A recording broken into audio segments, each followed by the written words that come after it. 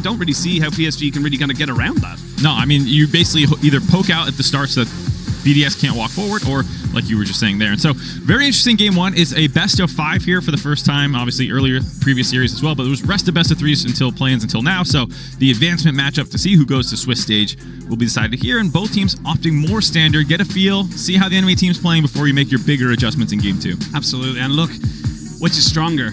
LEC's 4th seed performance at Worlds or BDS in a lower bracket kind of run? That's the kind of question we got to come out of here right now, because this is something that is going to be very much watched by a lot of different people. I think a lot of spectators expecting both these teams to make it. Now only one can, so you got to put your best foot forward. You got to start off the way you want to carry on, and for BDS they have to make sure they hit the ground running. Yeah, big redemption available here for the European 4th seed as a whole. It's had some struggles with Mad Lions in the past, and day 1 was scary, but they have rallied and looked a lot better. They also knocked out Golden Guardian, so some successes thus far, but of course you are playing hopefully for the Swiss stage, and they have a tough opponent in PSG who is almost always there as one of the powerhouses, like we were saying.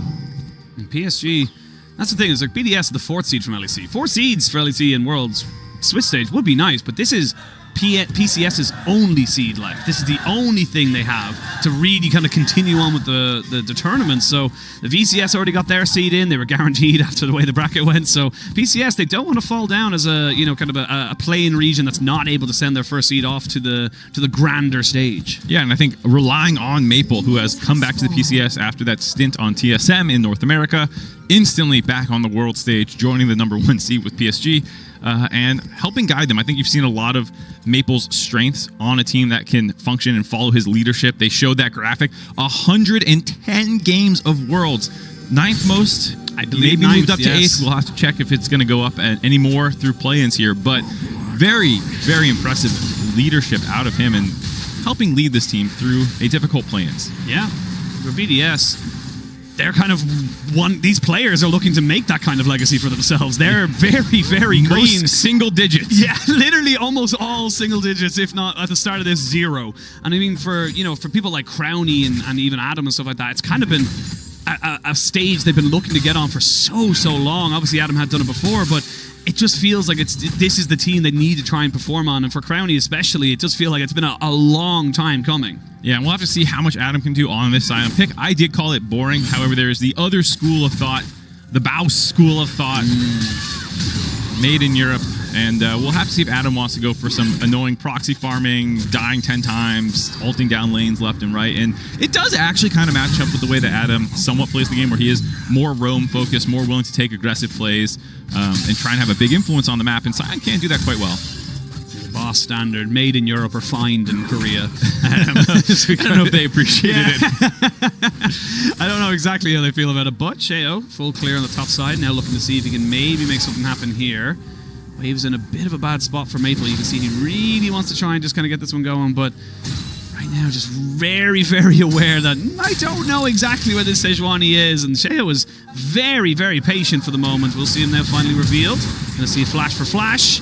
Nicely done there by Sheo. Always worth trading your flash for the mid laner's flash. Yeah, relieve some pressure, limit what Maple can do in the early game, and then just continue your clear onto the bot side of the map. Sheo already getting involved, and this is an interesting game to think about what each team's game plan is early on. I don't think there's one lane that you're necessarily trying to snowball. You, as PSG, probably want to get some wards out, isolate Azhi so you can just keep pushing and Adam over and over again, get some chip damage down that turret. And for Sheo, you can technically go to almost any lane at 6, especially. They'll all have setup, but there's not a single one where you have some game plan where it's like, we got to hold down this or save this lane. It's just, if we can get a Zero ahead, nice, or Zeri or whatever, but you don't have that many winning lanes naturally. It's a pretty even early game. And the thing as well with BDS and how they've played so far this play-ins, it has been, you know, up until the last series, very reserved, very kind of calm, cool, collected. Don't need to go for anything too crazy right off the bat. But, I mean, this composition is perfect for that. The Sion will keep infinitely stacking. The Azir is a late-game god, as we all know. And the Zeri is doing Zeri things, pew-pew. And this is kind of the way you're going to go for it. But now Sheo looking for a re-gank here into this mid lane. Maple, yeah, he's going to have the Hex Flash jumped on top of him. They will get the knock up and the CC down. The first blood goes over to the Rakan, and BDS are on the board. Labrov and Sheo comboing together again. They were fantastic yesterday as well, working together to make a play happen. Sheo burning that flash early, and instantly the repeat gank to punish it. on the reset that came in, Labrov just showing up after clearing a ward bot lane instead of going back there, actually continues up to mid lane, linking up and making that play happen. And here, Adam, very aware that JunJia is right there. Yeah, very aware, and you can see him just kind of constantly just staying closer to his towers. There's no real chance of a CC. Chain coming in. Now JunJia's going to realize, oh, I'm caught between a hog and a very large man, but going to be able to walk out without any real problems right there. Adam, very respectful, knowing that his wave was pushing away from him, so he needed to try and just back away so he didn't get caught. Yeah, it's still slightly annoying for Adam, the fact that he couldn't get the wave in. Azhi can kind of freeze it here. JunJia's hanging around, making it annoying. We'll see if they can actually turn this kill. It will be difficult with Adam having his flash available.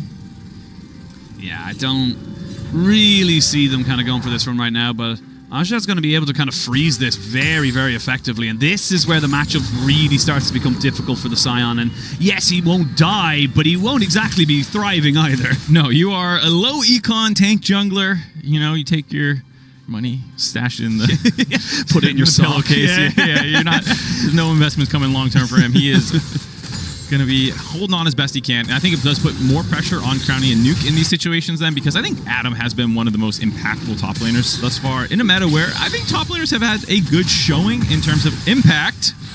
Nice combo from it. Nice.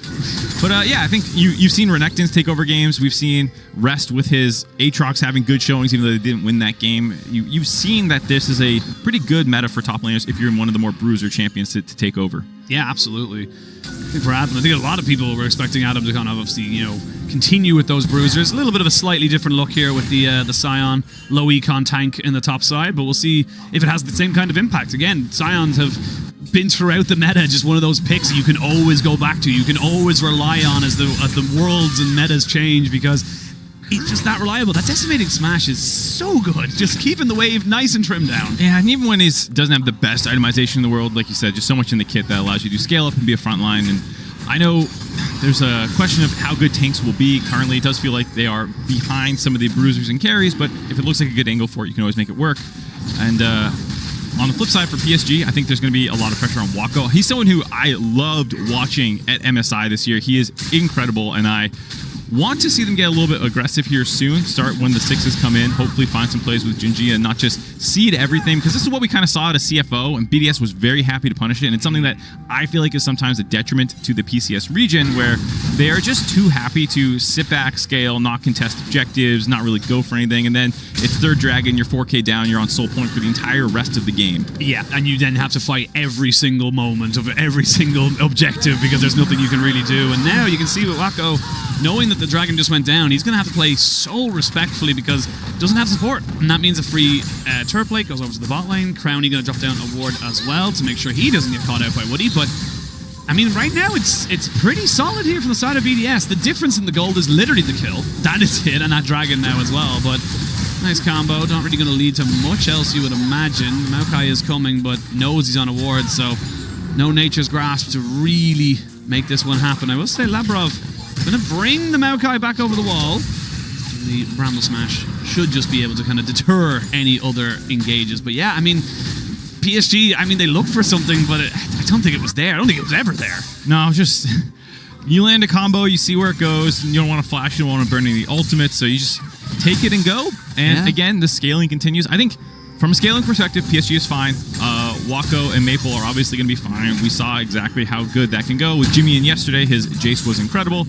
Kennen will always be a threat to squishy backline members if you can find good flanks. But BDS is a very, very good team around objectives. They're willing to have proper setup, start them, force you into them. And again, we'll have to see if PSG ever wants to get aggressive prior to that. It is still only 8 minutes, and here they are starting off their own objective.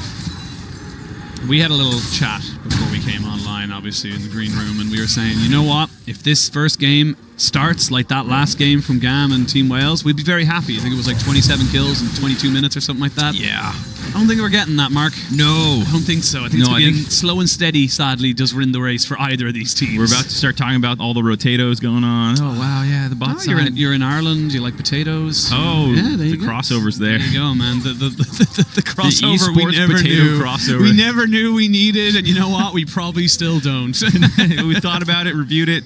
Shut down. No, thank you. BD came back and said it's a no. But I mean, yeah. I mean, for BDS, you're scaling. We've talked talked about that many, many times, but I feel like it is going to come down to that first big fight, potentially around this next dragon in 3 minutes, because you're going to have access to all those ultimates. You're going to have the slicing maelstrom and things that can just kind of close in on top of people on BDS. And on the other side of it, BDS are going to have so much time to kind of, keep everyone at arm's length. This could be the big moment that kind of breaks this game wide open, or like most of the time in these kind of series, I could be completely wrong and nothing will happen. Yeah, maybe PSG will sack it, cross map, go to the strong side where they have the cannon, get some plates down instead. Yeah. Maybe we'll just have no conflict. PvE game mode. Whoever farms best wins. They just agree at 30 minutes. Whoever has more CS. The 1v1 All-Stars, first to 100 wins. Oh no, the Caitlyn mirrors, or it's just farming. No, not the best. Cool not idea. Best. Execution. They definitely should have banned certain things, just like holistically. It's like, these are not allowed. Gamers are very sweaty, and they will find the optimal way to play, regardless of how interesting it is for viewers. It's a fun game mode. No, it is not. It is Caitlyn farming. All-Stars is a fun event sometimes. I like the tandem mode. That was fun. Yeah, the arena? Yeah. I like that kind of 2v2 kind of setup. Hopefully we get it back soon. That was probably the best game mode we had since ARAMs got introduced. I'm still spamming ARAMs to this day. Me and Dracos did not have a good day yesterday on the Rift. the ARAM MMR has gone down dramatically. Dramatically dropped on our ARAM MMR, but we'll see now what's actually going to happen here. Minute 20 until that dragon. It looks like PSG not willing to sack side lanes just yet. I'm going to try and put down some pressure here in the mid lane. Shelly will get her charge off, doing her favorite thing in the world, which is bonking her head against large buildings. And yeah, I mean, they're just trading it. Crownie's just untouched here on the bot side, so I mean, this is just kind of how the game's going to go. We might see it engage at this dragon because there's decent war control for PSG, but I feel like they're just going to back away and just try and, just posture around, lose this vision, and force people themselves. Yeah, a little surprising to see Sheo decide to go in there and trade ult for ult on the Alistar. It will make engaging on Alistar a lot riskier if you are going to get there first and have your vision set up, and Alistar is one of your primary engage tools. It's kind of nice to force that one out. As this dragon will be spawning and won't have it available, the question is, do PSG even contest? I like trying to break Maple out of mid lane, funnel some gold into him if you can make it a little bit riskier for Nuc to potentially try and wave clear if you can break that turret, but still 3 plates up. And then the flip side, I like BDS's response of kind of just ignoring it, letting it happen, and Crownie getting his own plates on the flip side of the map. The big thing is now we're going to see, Just Blade has just been finished up for Maple there. You've got first items onto the AD carries for the moment. TP will be available for Azhi in a couple of seconds. This is setting up for a decent spot here for PSG if they want to try and contest and take this dragon. Yeah, we'll see if Azhi can get his recall off and finish a mythic. That would be huge to get this dragon contest more in their favor. You can see them already working down some of the wards here to try and find him a TP angle. Well, TP's going to be coming in. That's Nuc on the bot side, just trying to keep himself separated away from JunJia and Maple. There is another TP ward there, pink just behind the red buff, so that could be a place for Adam to look for a bit of a flank. You can see now the dragon going down very, very closely, and they're going to try and push them off. TP from the cannon coming in. They've already caught out the dragon and taken out the Sejuani. They're trying to turn back in. A slicing maelstrom lands onto quite a few members. Can they finish them off? That is the question. The Scion's a beefy boy, but not that beefy at this early stage. 1 for none, the dragon goes to PSG, and they felt comfortable, and they got themselves the win. A huge exhaust by Labrov basically saves the team from getting wiped there, but it's still a big win for PSG, getting the kill onto Sheo, getting the dragon away as well to stop this stacking. Here you can see the ultimate ridden in by JunJia, kind of forcing the rest of BDS back because they had a really nice flank, and Woody, despite having no ultimate, still goes in there, makes the hero play, and is able to get out, set up the cannon. And like we said, there's the exhaust stopping most of the damage from coming through, and you can see maybe Labrov would have died. Adam potentially would have been a much easier chase forward if all those health bars were either gone or down at 10%. Yeah, you definitely feel like with a Kai'Sa shotgunning into the backside there, if that slicing maelstrom does all the damage it should have done, that's a very different story. But it's now 1-1, evens on kills, evens on dragons, and it does feel like this game is just kind of scaling up a little bit more and more, but PSG know they have the tools available to them to make these plays happen. They could look for it once more again, potentially at this. Ooh, Crownie.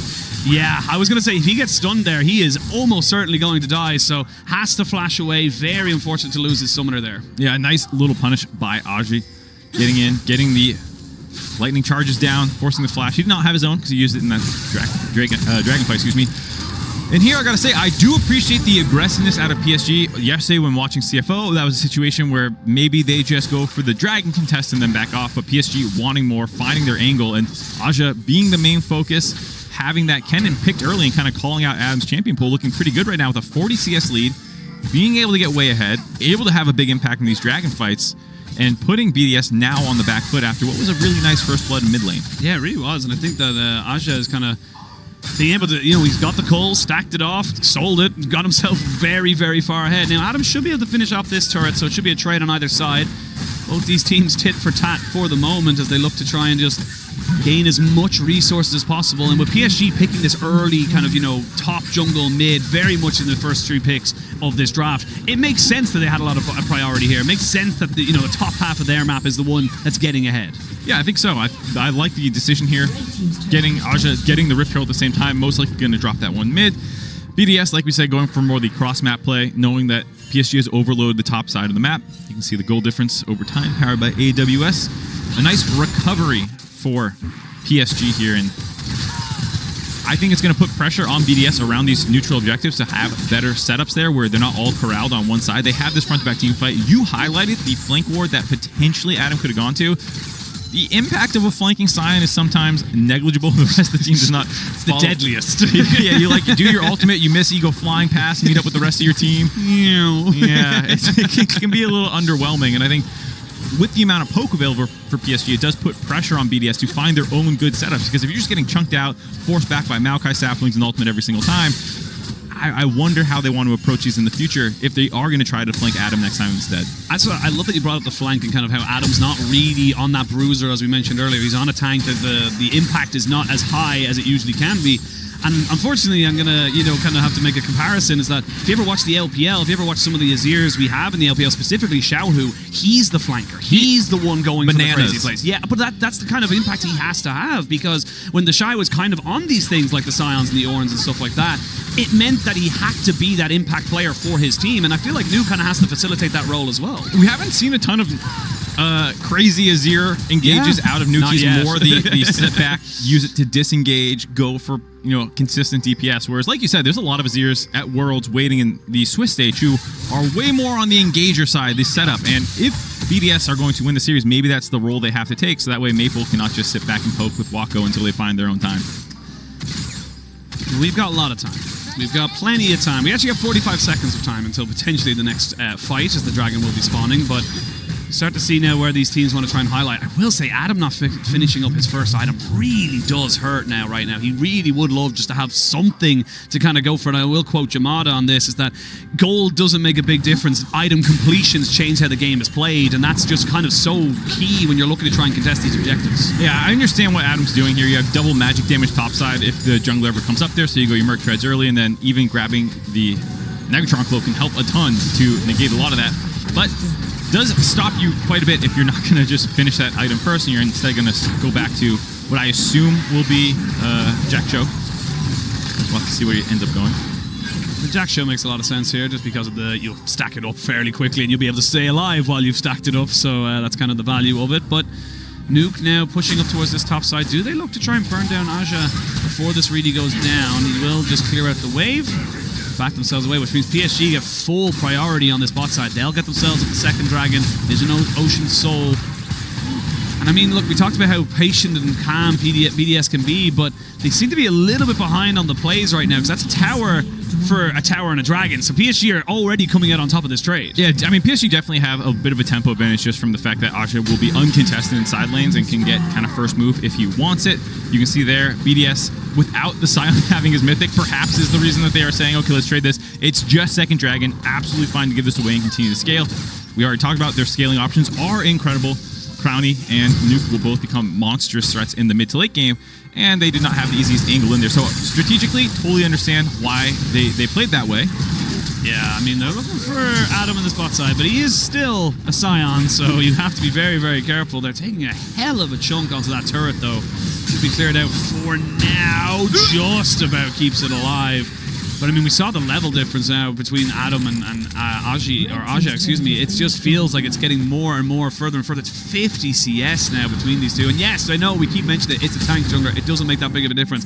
A massive Kennen is still scary. It's not about the Sion at that point. It's about the Zeri and the Azir having to deal with the Kennen. Yeah, and especially Labrov as well, being on point with your exhaust. If you're ever engaging and trying to set up and leaving your backline exposed and you're not in range to exhaust the Kennen, it can be a bit of a contrasting priorities where you're like, I'm the engage. I'm no longer there to peel if the Kennen goes in. So this is a lot of pressure on him. And I will say, I think Labrov has had an incredible tournament so far as I caster curse him.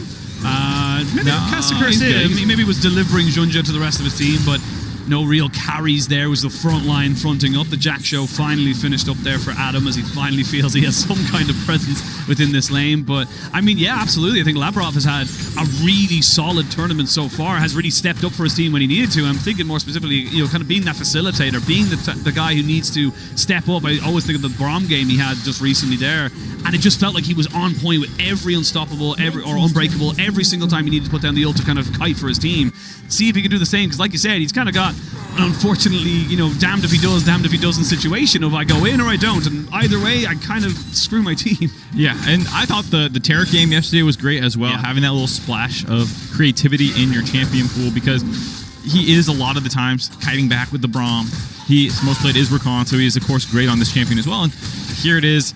Primary engage, of course, you have Sheo. If he can snipe someone out with an ultimate and make it easy for the rest of the team, or if Adam can land a huge charge, great, but otherwise it's probably going to be him having to start a lot of the fights off for the side of BDS.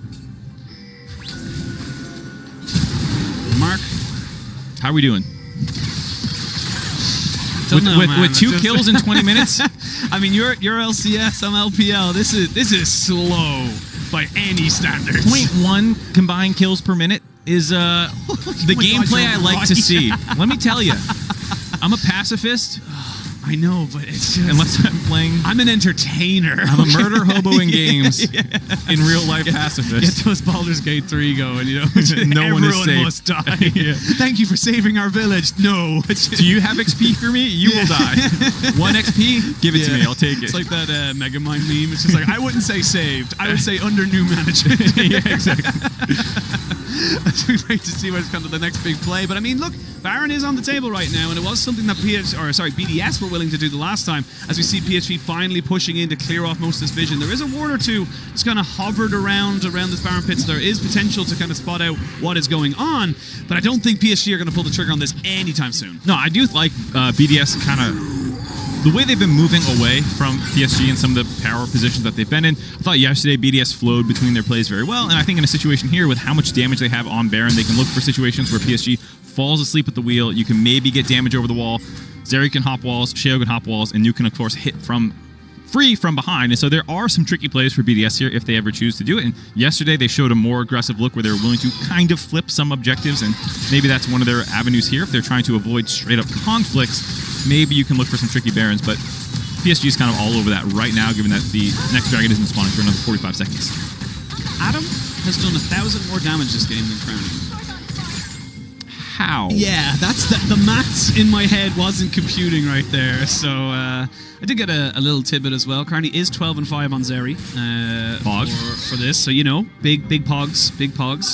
But thank you to Depa, our producer, for giving me that tidbit of information. But I mean, hasn't had the same little impact. He is 2 items now, so this could be one of those things where you bait out someone. You know, you haven't fought them in so long. Now all of a sudden they're huge. Yeah, well, I think this is the time to actually start contesting objectives. Like we said, Adam completing his mythic item, getting some more in his back pocket, as well as the 2 item spikes available for both Nuc and Crownie, actually. Nuc and Crownie coming in there. It's a 2.5 item Maple, though. This Jace accelerated shot blasts are smashing. Azhi looking for something on the side here. They know he's there. Vision is being hotly contested. No one really has a full control, but it does feel like BDS are the ones more comfortable with this situation. Yeah, starting this one up, Azhi is in the bot side, flanking a little bit, but BDS have control of the dragon right now, leashed down to that side of the map. And Labrov is marking Azhi, knowing that he needs to keep that exhaust. It's going to be Adam dropping down his ultimate to get out of that particular fight. Now we might see the dragon taken. That's going to be soul point now for PSG. There is the flank, and they knew he was there, but they couldn't stop it. The cleanse comes out after Sheo threw down the glacial prison. It's a fight on 2 different fronts. You can see Crownie trying to see if he can put down damage here on the backside. Whoa. Doing decently into Maple. Pew pew. Can he do the Zeri things? Everyone's flashing away. Nobody dies. Mark, just how I want it. No bloodshed on the Rift. The objective taken. Everyone disengages. I gotta say, Sheo has been incredible with his smites this tournament long. There's been very few contested objectives that he has not gotten. This time around, JunJia is getting the better of him. That's 2 smites, I believe, that were contested, both going to JunJia at these, and now the dragon stacking is truly a threat to BDS on Soul Point for PSG, and a nice disengage by both teams. I like the way Crownie and Nuc both get over the wall where they're then safe but able to still DPS here, and while the exhaust was slightly late, it was not onto the actual backline member. So Azhi goes in here, finds this kind of angle. Labrov does not actually get the exhaust quite down initially, but Crownie's over the wall and safe. Nuc was also safe that entire time, and they're able to keep kind of DPSing here safely without having any threat onto them, and then Crownie hops back over the wall and forces PSG into full retreat mode. The problem is, when you do not fight consistently, flashes are always available. Yeah. And the thing about BDS's comp is it actually has more mobility built into it outside of the initial kind of engage from Wako pressing ult, but Crownie has multiple, mobility spells in your E. Obviously, you can shift in on the Azir, but with all the flashes available, it's so easy for PSG to disengage once the fight no longer looks good. And this is actually when I want BDS to get more aggressive. While the flashes are down on Maple, maybe you can find a play onto him. Yeah, well, we talked about the junglers. Our featured matchup presented by Mercedes-Benz, JunJia versus Sheo, and so far JunJia has had the winning of it. Azhi has a flash. I wasn't going to go into Crownie there, but I mean, it is all about the junglers right now. And with so little kills going down, it does become about these big objectives. If you can get that smite down, you change the dynamic of the game, as JunJia has, because they're on Soul Point. Yeah, exactly. You're on Soul Point. Also, it's an Ocean Drake, and so it'd be great for BDS against some of this poke and some of the saplings and the annoying things that can come through if you can actually go ahead and get some free regen when you get poked. Not the case so far, and if PSG is able to grab this last dragon, there'll be no more ocean spawning, and from then on, the poke will stick. They've got a couple of dragons to get before then. 15 minutes or so of time before they would even really kind of go. You know what? Yeah, let's sign up for it. Let's go the 7-dragon dream. No kills. Just keep PvEing away. This is like murder on me right now. It's like I'm building myself up like, here it is. As an LPL caster, you got the scratch. Yeah, I know, right? Dude, you were supposed to be the Penta Penguin, or what is your title? Yeah, what is happening? Penguin. I don't know, man, all right? I used it all, okay? I got 3 pentakills in You didn't a save week. it for your best of 5? Yeah. I'm sorry, okay? Crownie just had to get it beforehand. They were looking a bit shaky, But I mean, there's still time. We are getting to the point in the game where pentakills are actually far more likely than anything, to be perfectly honest. We are playing 2 of the leading champions all time with pentakills in competitive play. Zeri is not #1 yet, I don't think. I'd have to double check it. She might be. She might have overtaken. She might be just below it, because I know Gala got a couple of pentakills towards the end of summer. Kaisa was, I think, the #1. It was like 100-something pentakills across all pro play. Yeah. And then Zeri coming out, years later, shot up the scoreboard. I think she's #2 now. Like Jinx is 3, I think. I forget the list. At one point, I looked it up because I was like, kind of devalues pentakills on Zeri. Where you're like, so many. There was 1 week where there was just like 1 in every major region. Yeah. Pentakill. Oh, maybe a pentakill happened here right now. As we see, Sheo gets a little bit caught up there. CC down. He's going to lose his aftershock, and he gets taken down. Wako with 1 kill. There is the slicing maelstrom to try and slow the retreat. The exhaust comes out. Azhi has to back away. He's taking a lot of damage, and he flashes out. Adam is TPing in. He's going to ult straight away, you would imagine, to try and catch somebody out. He knows he's just too far away. PSG found an opportunity. They got rid of the jungler, but there's still not really an opportunity to go ahead and take that Baron. No, PSG were feeling hungry there. If they get another kill or 2, maybe that is the Baron that they could take. But again, the Nuc Azir just being so relentless with the DPS forces Azhi back, chunks him out, gets the flash out, able to basically stall that Baron play with the chip damage that he returned to PSG. And so while it's a nice pick-off onto Sheo, and that is normally the most concerning member to lose around a Baron buff when the enemy jungler drops, they did enough to stop PSG. See the team fight damage there. As you just mentioned, Nuc doing exceptional work there to make sure he was keeping his team in it. Adam TP'd in and did 0. Kind of rude to put him on that graphic yeah. and all. That bagel is because he wasn't there. Yeah, it feels like we should have something to kind of take away champions when they're not actually involved. But now we come back in, we're looking for a fight.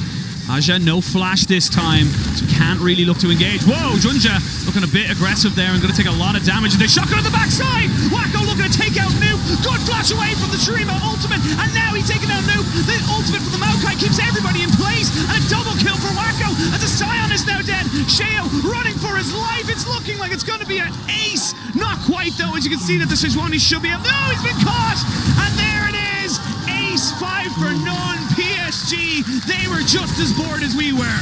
Wako had enough of this slow gameplay, just goes in on his own and breaks the ankles of BDS, mechanically outplaying them to win that fight, get soul point for his team, and set up the Baron now for PSG, breaking this game wide open. Huge moment, and Wako deserves every single bit of praise right now, because JunJia, he overextends. Yeah, this is one of those classic Maokai, whoa, going on a ride, did not mean to do that, and then this is a moment where Wako sees his angle, but with flash and ultimate still available for Nuc, it is a dangerous play to go for. Wako was getting super hyped up at MSI for a reason, arguably the best marksman player in the playing stage, showing it off here, making a monstrous play for his team. I mean, huge moment there for PSG, and I mean, for BDS, it was just a really unfortunate moment there where Nuc and Crownie were separated, because that's why Wako felt so confident going for it. He goes, if I kill the Azir, no one is going to be able to hurt me. So he was right, and now BDS, they find themselves 7,000 gold down, an Ocean Soul, a Baron against them. They need to try and pull something out of the hat. Yeah, and I can respect BDS showing up for these plays. I think there's been times where BDS is sometimes a little too inactive in the game, where they are not showing up to contest things and they're seeding objectives, or they're looking at the enemy and not going in. This time around, honestly, it's mostly been both teams show up and PSG just plays the fights better. They were trying to be aggressive in the Dragon fight 2 fights ago, where they tried to chase down, but there's too many flashes to disengage from PSG. And I think it's a question mark of, do they have enough buttons for Adam to make plays? This feels like a composition that they are not able to quite execute the vision of. I like that you brought up Adam as well, because it feels like this is just not what we want or what we expect from him in the top lane. Like, this is not how he performs. And even we were talking about it in the green room on the day they lost against Team Wales, where it was like, even on the 1-5 Renekton game in game 3, he still looked like the best player, and it's because he's JunJia going forward again. He's pretty tanky, and they're going to have to try and help him out. He will eventually go down to the tower. Crownie picks that one up there. Eventually, he does get punished for going a little bit too far forward, but the base has been cracked. Yeah, fortunately enough, Azhi was just pushing down in the mid lane there, able to break that one, but maybe JunJia should stop pressing W on Sheo when he has his Arctic Assault up. Not going to relieve quite enough pressure to force PSG back yet. Whoa, Adam, he needs to try and make a play. He knows it. He tries to flash in aggressively. Nuc does eventually get away, but only to get hit by the Q, not quite going down. And you can see Wako kind of corralling them, pushing them in, saying, you can't fight me right now. I'll take a free in hit. And look at the power of the Ocean Soul. Triple Ocean Dragon putting PSG back to full after stuffing that engage from BDS. There's no need for them to back off here, despite being in a 4v5 situation. They grab the mid inhibitor on the tail end of that, and they're just going to keep pushing. Keep going, get themselves the bot inhibitor turret, maybe the bot inhib as well. They go for a little bit more. They only have the Baron for another 30 seconds, so I imagine it's take this and get yourself back out, spend all that lovely gold. It looks like it's going to be exactly that. They're even going to buff up the minions in mid lane just to make Sheo's life that little bit harder. But, I mean, BDS, I think it's fair to say they're in a hole. They are in a lot of trouble. I'm glad that they were able to find a punish there. Adam went for a play. Flash Q on Sion is hard to pull off, though. God loves a trier, you know? Like, you can't say he didn't try his absolute best. But, yeah, I mean, it kind of looks like a little bit of, I don't want to put too much, words or feelings in anyone's place, but a little bit of frustration there. Adam kind of going like, we need to do something. I need to do something. And on a champion that's limited in terms of playmaking as Sion, that's all he could kind of do. Yeah, I don't blame Adam. Not like he's having a bad game, as Nuc is in trouble. Oh, Maple, blue suede shoes, just with the quick step. Yeah, the back step there, baiting the ult out of Nuc, finds that kill, and that might be game, honestly. There are neutral objectives not for 2 minutes, and they have open inhibitors in mid and bot. They might just try and walk in here, guide these super creeps in, and use this Ocean Soul to sit on top of BDS and just chip these turrets down and force BDS to engage onto them. Yep, Azhi has got to stopwatch it. He wants to go super aggressive, flash and slicing Maelstrom. He's going to TP, he's not going to TP, and that's going to be Maple, the Spear of Shojin, to kind of finish him off. There's even a GA onto Wako, so even if he goes super aggressive, I'm watching JunJia to potentially be the one to go aggressively onto this, but they can just keep everybody here, keep everyone pinned back in their base. Azhi's doing this work. He's taking away the turrets. Yeah, they're fine. I mean, even if you're not going to end the game here, it's keeping BDS BDS corralled completely in their base. With that Shojin, they can go the double shock blast per acceleration gate. A little busted, I'll say that. And just poke down the next turret. You're going to have triple inhibs. Should you not be able to end the game immediately, you can at least use this pressure to fall back to the Elder spawning in Baron in a minute and a half. Triple inhib. I don't even think they'd want to try and maybe even try and flip it. They want to try and end the game right here, right now. It's going to be on to Sheo and Adam, or Adam now gets caught. He's going to try and have to run away from this one here. I don't think he's got the health bar. He does not. He's fallen. And the rest should fall with him. They haven't got a mini wave just yet on that second tower, so they have to wait a little bit longer. Adam trying his absolute best, but the towers have gone down. The turrets are dead. The slicing maelstrom is just perfect. And they're going to be able to chill on the Crownie. Wako goes wacky, but it won't change the result. He gets shut down. It's a nice little reprieve.